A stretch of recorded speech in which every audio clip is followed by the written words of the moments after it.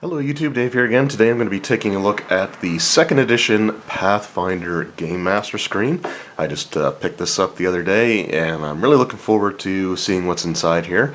I am going to be running a Pathfinder second edition game very soon, so I was glad to be able to pick up the screen to have when I go to run it. So we'll just take a quick look at the packaging here.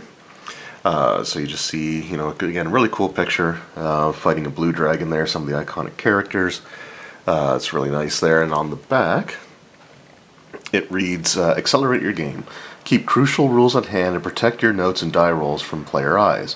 With the Pathfinder GM screen, this beautiful 4-panel landscape-style screen features stunning artwork from Tina Burmar. I probably pronounced that wrong, but I do apologize.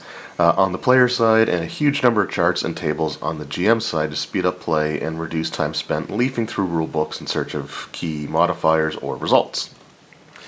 It says here the Pathfinder GM screen gives you the tools you need to keep the game fast and fun.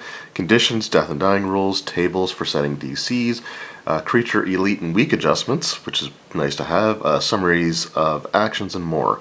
Constructed of ultra high grade hardcover book stock, this durable screen is perfect for travel, convention play, and repeated regular use. So I think there are two different versions of the Game Master screen available. I think they're both like the same information and artwork and everything, if I recall. But one is sort of the standard taller screen, and then we've got the landscape style. And this is the one that was available at the store that I pick it up at, and I'll have to see if I can find the other version of it just to have. But anyway, let's just go ahead and crack this open. Oh, I guess the one last thing to note would be the price, which is $19.99 US. Alright, so the plastic is off. Let's just go ahead and slide this off here. So this is just your paper cover. Has your barcode and information on it, and on the inside it is blank on this side, but does contain the open gaming license on the inside here, which is pretty standard for products that use the OGL. But let's just have a look here at the screen itself. We're going to start off by showing the artwork. We're going to show the player side here. It is the landscape screen, so this is the one that it's sort of wider out, but not as tall over top, so it can be easier if you're using like a grid specifically. It can make it easier to see stuff like that. It is a little easier for the players to also look over top of the screen, and that is one of those things that will always drive me up the wall, but it is what it is. I still like these style of screens actually quite a bit. So let's just go ahead and look at the artwork. Alright, so it looks like we got our wizard, monk, and druid squaring off against some undead. Not sure if they're ghouls or gas, but that's sort of the style that we get there.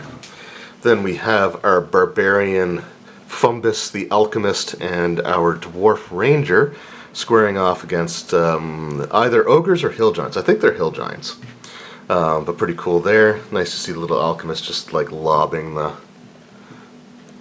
his flask of burning substance. And then here we have our bard, champion, and sorcerer fighting this aquatic creature. I don't think this is an aboleth. I think it's something else, but I don't immediately recognize it. But it is still kind of a vicious-looking creature there. And then we've got our cleric, rogue, and fighter squaring off against the blue dragon. So pretty cool stuff there. We got just our big Pathfinder logo in the middle. So again, really nice artwork there. Now let's flip it over, and we'll have a closer look at the information included inside of the screen itself. So first off, one of the more important things that we've got here is the list of conditions, as well as it does include the page reference to where you can find them in the core rulebook.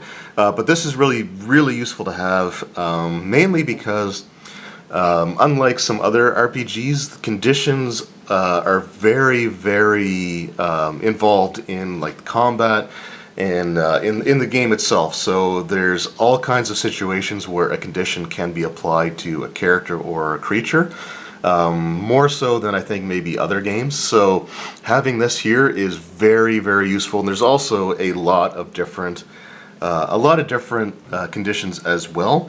So it's a lot of things to try to keep track of, and having that in the screen is extremely helpful. Looks like somebody got petrified there. And then we've got the icon key, so your single action, 2 action, 3 action, free action, and reaction abilities. We have our turn information. Again, we've got page references. Anything that's in here has a page reference, which is great. It gives you your list of actions as well as what you can do on your turn. So you got your list of actions, you got your specialty actions, you have your death and dying information, which again is useful to have. Information about being unconscious. The treat wounds chart, which is again something that's very useful to have because it's something that will be used, I would say, fairly regularly. So having the chart information here, very, very helpful, and it's cool that you've got like success information as well as critical success. And if you're that Hillock halfling, when someone's using the medicine skill to treat your wounds, that's when you want to be chowing down on a snack to get your extra hit points back. Up here we have terrain information, so how it affects movement and some other things. We've got cover, information on hero points, and poor Fumbus there, he's taken a few arrows, including this one, which kind of scares me because he's taken an arrow to the knee, so that might be the end of his adventuring career. Depends on how good the healing is, I'd say. And that is a reference to something that is way, way older and probably out of the public consciousness now, but that's how with the times I am. So we got skill actions here as well. Again, useful information to have.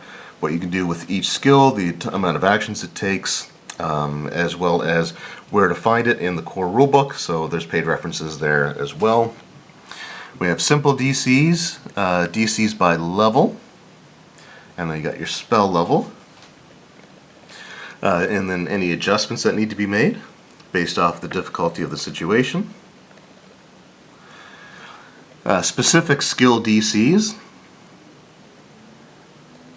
It's great information to have there as well. And then creature identification chart, so what kind of creature you have and what kind of skill needs to be used to identify information about it. Then we've got detecting creatures information, so if you can see them, if they're concealed, hidden, undetected, unnoticed, or invisible. Whoop.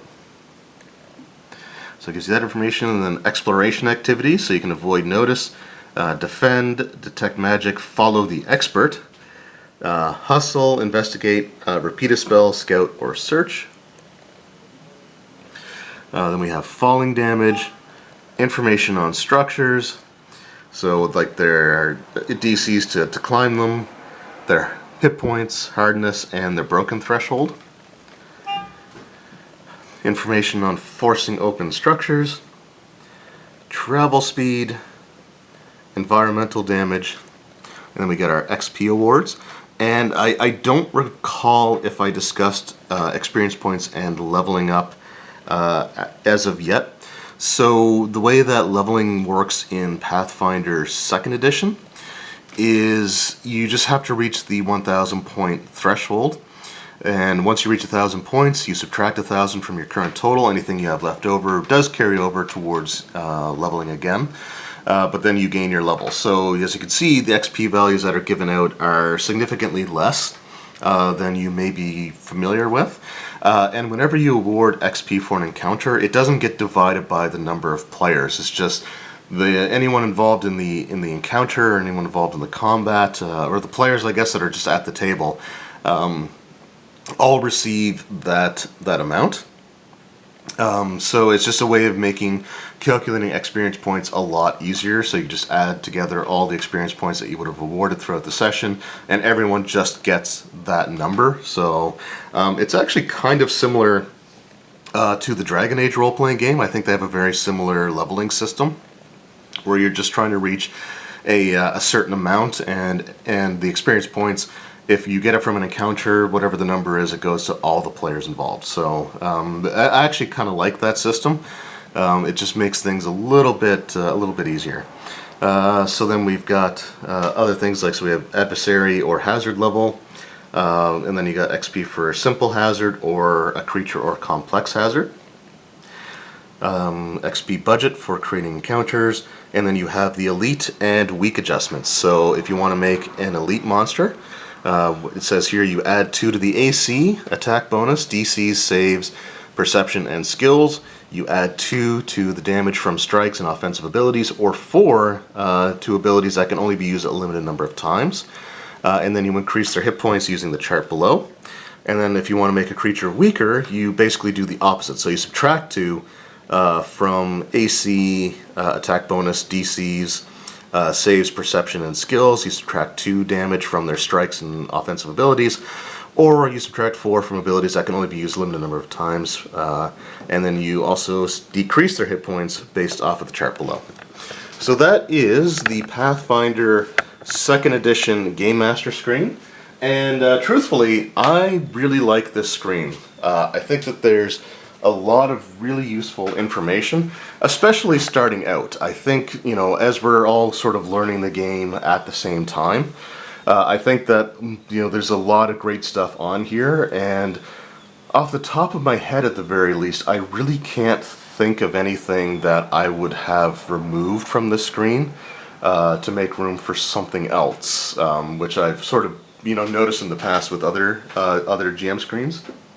So, like I said, I really like this. I think this is a very handy and useful screen, and I'm really looking forward to using it in-game. So, let me know in the comments below if you guys have picked up your copies of the Game Master screen. First of all, which style did you get? Did you get the landscape one or the taller vertical screen? And if you've had a chance to actually use it in-game, let me know how often the information on the screen came in handy, like how often you were able to simply reference the screen versus having to crack open and flip through the books. Because I like to sort of get gauge people's usefulness of the screen before I sort of am able to have my own experience with it. But I really like it. I would definitely I would definitely recommend this if you're going to be running the Pathfinder 2nd edition RPG. I would call this pretty much I don't want to say it's necessarily essential, because there are people out there that don't like to use screens, but I would consider it to be a very, very worthwhile pickup if you're looking to run the RPG. Anyway, thank you guys very much for watching. I hope you enjoyed the video, and I will see you next time. Take care.